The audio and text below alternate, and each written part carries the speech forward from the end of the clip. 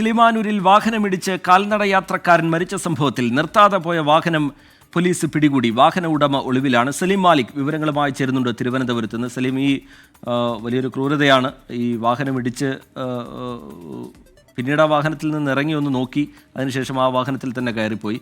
അതിൻ്റെ ദൃശ്യങ്ങളടക്കം നേരത്തെ പുറത്തു വന്നിരുന്നു. അത് കേന്ദ്രീകരിച്ചുള്ള അന്വേഷണം, അതിൽ നിന്ന് വാഹനം പിടികൂടാൻ കഴിഞ്ഞിട്ടുണ്ട്. ഈ ഉടമയുടെ കാര്യത്തിൽ എന്താണ് പോലീസ് പറയുന്നത് സലീം?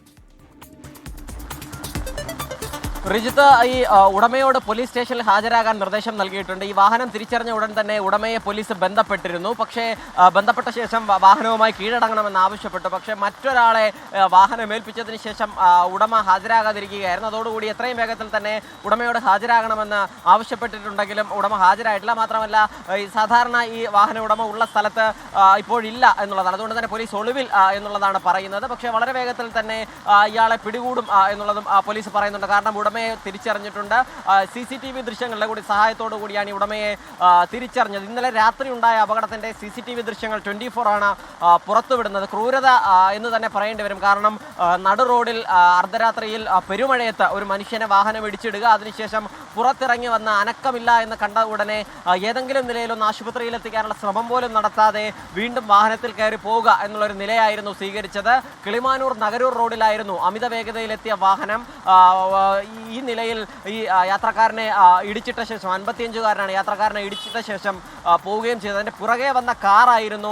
കാറിലാണ് ഈ ദൃശ്യങ്ങൾ പതിഞ്ഞത്. കാറിൻ്റെ CCTV പതിഞ്ഞ ദൃശ്യങ്ങളുടെ പശ്ചാത്തലത്തിലാണ് ചുവന്ന വാഹനം കേന്ദ്രീകരിച്ച് അന്വേഷണം നടത്തിയത്. അതിന് പിന്നാലെ സമീപത്തെ CCTV ദൃശ്യങ്ങൾ പരിശോധിച്ചെങ്കിലും ഇന്നലെ രാത്രി തന്നെ ആ വാഹനത്തെ പിടികൂടുന്നതിനുള്ള തടസ്സമായി നിന്നത് ആ വാഹനത്തിൻ്റെ പ്രദേശത്തുണ്ടായിരുന്ന വൈദ്യുതി തടസ്സമായിരുന്നു. കനത്ത മഴയും വൈദ്യുതി തടസ്സവും മൂലം പല സ്ഥലങ്ങളിലും വലിയ ഇരുട്ടായിരുന്നു. നഗരൂർ റോഡിൽ തെരുവിളക്കുകൾ ഉൾപ്പെടെ വൈദ്യുതി നിശ്ചലമായതിനാൽ കത്തിയിരുന്നില്ല. അതുകൊണ്ട് തന്നെ വാഹനം വേഗത്തിൽ തിരിച്ചറിയാനും കഴിയാത്തൊരു സാഹചര്യം ഉണ്ടായിരുന്നു. പിന്നാലെയാണ് വിശദമായ പരിശോധനയ്ക്ക് ശേഷം ഈ വാഹനം ഏതെന്നും അത് ആരുടേത് എന്നും കണ്ടെത്തിയെന്ന് രാവിലെയോടുകൂടി തന്നെ വാഹനം പോലീസ് തിരിച്ചറിഞ്ഞു. അതിന് പിന്നാലെ ഉടമയെ ബന്ധപ്പെടാൻ ശ്രമിച്ചു. പിന്നീട് വളരെ വൈകിയാണ് ഉടമയെ ബന്ധപ്പെട്ടത്. ഉടമയെ ബന്ധപ്പെട്ടതിന് ശേഷം വാഹനവും ഉടമയും സ്റ്റേഷനിലേക്ക് ഹാജരാകണമെന്ന് പറഞ്ഞെങ്കിലും വാഹനം മാത്രം മറ്റൊരാളുടെ പക്കൽ കൊടുത്തയക്കുകയായിരുന്നു. വളരെ വേഗത്തിൽ തന്നെ ഉടമയെ കൂടി പിടികൂടാൻ കഴിയുമെന്നുള്ളതാണ് പോലീസ് പറയുന്നത്. റിജിത്ത്, ശരി. സലീം മാലിക്കാണ് തിരുവനന്തപുരത്ത് നിന്ന് വിവരങ്ങൾ നൽകിയത്. ഈ വാഹനം പോലീസ് പിടികൂടിയിട്ടുണ്ട്. വാഹന ഉടമ ഒളിവിലാണ്. അയാളെ കേന്ദ്രീകരിച്ചുള്ള അന്വേഷണം നടക്കുകയാണ്.